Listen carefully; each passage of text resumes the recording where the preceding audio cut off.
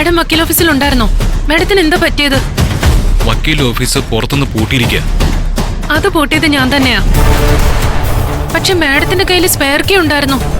Madam ഒരുപക്ഷെ തുറന്ന് കയറി കാണുമെന്ന് ഞാൻ കരുതിയത്. ഓഫീസ് ബിൽഡിംഗ് പൂട്ടിയേക്കുവാ. അല്ല, ഇവിടുത്തെ കാര്യം എന്തായി? അതിനെ പറഞ്ഞിട്ട് കാര്യമില്ലല്ലോ മാഡം. CKCയുടെ വക്കീലിന്റെ ജാമ്യാപേക്ഷയെ എതിർക്കാൻ പോലും ആരും ഇല്ലായിരുന്നു.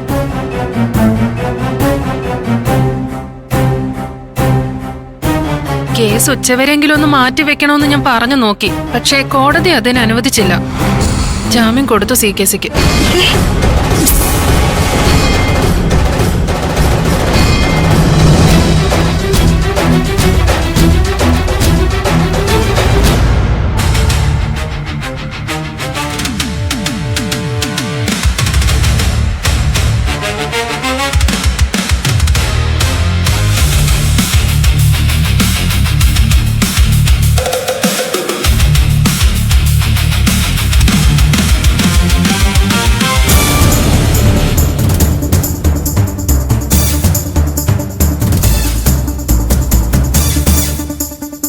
വിശേഷങ്ങളൊക്കെ കൊച്ചു വക്കീല് കൃത്യമായിട്ട് പറഞ്ഞതെന്ന് കാണുമല്ലോ അല്ലേ?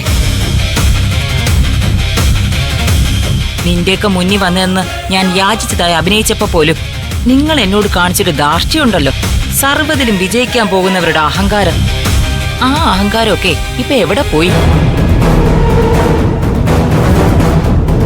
ഹാർട്ട് അറ്റാക്ക് വന്ന ആശുപത്രിയിൽ കിടക്കുന്ന CK ചന്ദ്രബോസ് എന്ന വ്യവസായ പ്രമുഖന് വിദഗ്ധ ചികിത്സ കിട്ടുന്നതിന് വേണ്ടി കോടതി നിരുപാധികം ജാമ്യം അനുവദിച്ചിരിക്കുന്നു.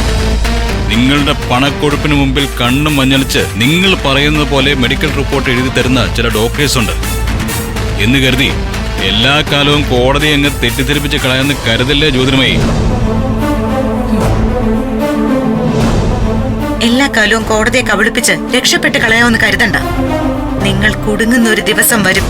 അന്ന് ഈ ചെയ്യുന്ന തെറ്റുകൾക്ക് മുഴുവൻ ഒരുമിച്ച് എണ്ണി എണ്ണി കണക്ക് പറഞ്ഞ് ശിക്ഷ ഏറ്റുവാങ്ങേണ്ടി വരും കോടതിക്ക് മുൻപില്. മനസ്സിലാകൂ എനിക്ക്. നിങ്ങളുടെ ടെൻഷൻ എത്രത്തോളം ഉണ്ടെന്ന് എനിക്ക് ഊഹിക്കാവുന്നതേ ഉള്ളൂ. ഒരു കാര്യം നീ മനസ്സിലാക്കിക്കൊന്നിരി. എല്ലാ കളികളിലും നീ മാത്രം ജയിച്ചാ പോരല്ലോ. ചില ജയങ്ങൾ ഞങ്ങളും അർഹിക്കുന്നില്ലേ? നിങ്ങൾ രണ്ടുപേരും ഏതോ വലിയ കണ്ടെത്തൽ നടത്തിയ പോലെ ഞാൻ കള്ള മെഡിക്കൽ സർട്ടിഫിക്കറ്റ് കൊടുത്താണ് ജാമ്യം നേടിയതെന്ന് വിളിച്ചു പറഞ്ഞല്ലോ ഇപ്പൊ.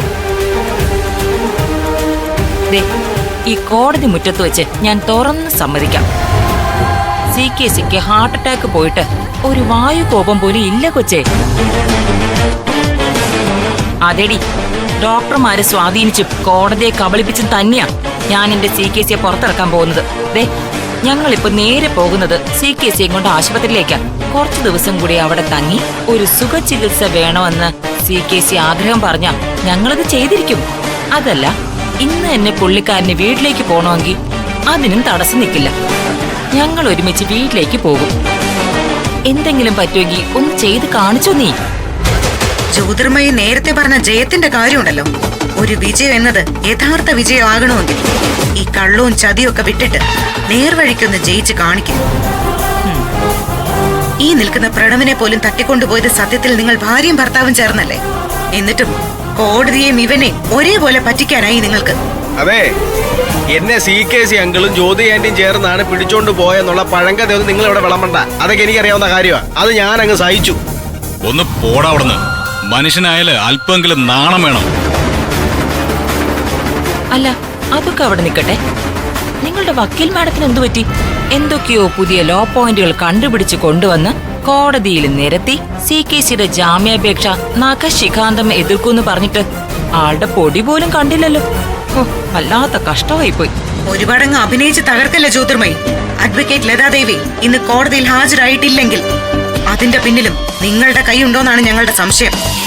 അയ്യോ, സംശയമൊന്നും വേണ്ട. ഇത്രയൊക്കെ ആയ സ്ഥിതിക്ക് അതും കൂടി ഞാൻ ഏറ്റു പറഞ്ഞേക്കാം. നിങ്ങളുടെ വക്കീൽ മാഡം ഇപ്പൊ എന്റെ കസ്റ്റഡി തന്നെയാ ഉള്ളത്.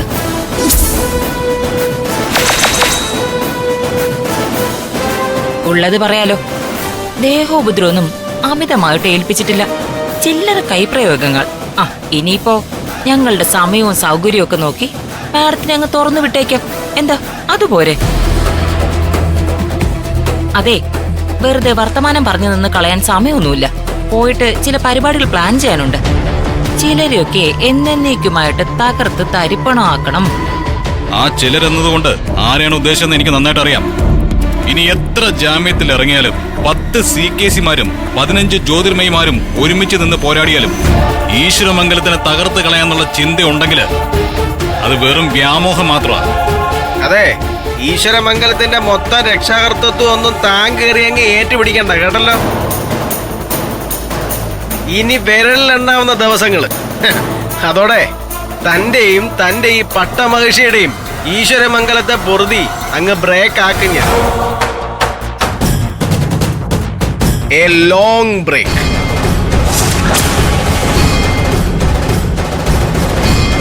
കാത്തിരുന്നോ രണ്ടുപേരും. ഇറക്കി വിടും രണ്ടെണ്ണത്തിനെ ഈശ്വരമംഗലത്തുനിന്നും. അതിലേക്കുള്ള ദൂരം ഇനി അധികവും ഇല്ല. ആന്റി വാ, വാശിവാരി.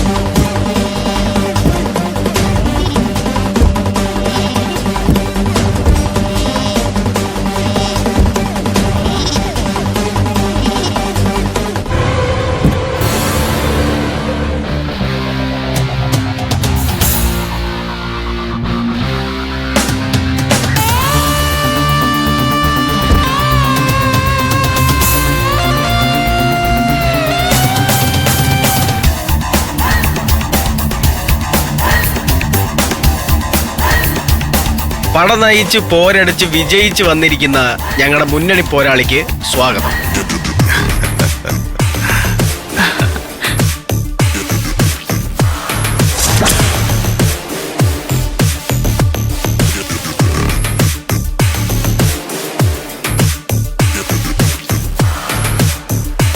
CKC എന്തായി നോക്കുന്നേ?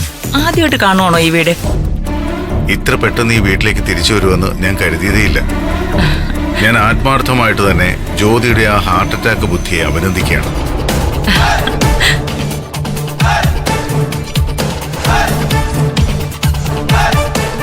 ഹാർട്ട് അറ്റാക്ക് എന്ന ഐഡിയ ഒരുപക്ഷെ അഡ്വക്കേറ്റ് ഓംപ്രകാശ് ഉപദേശിച്ചതായിരിക്കാം.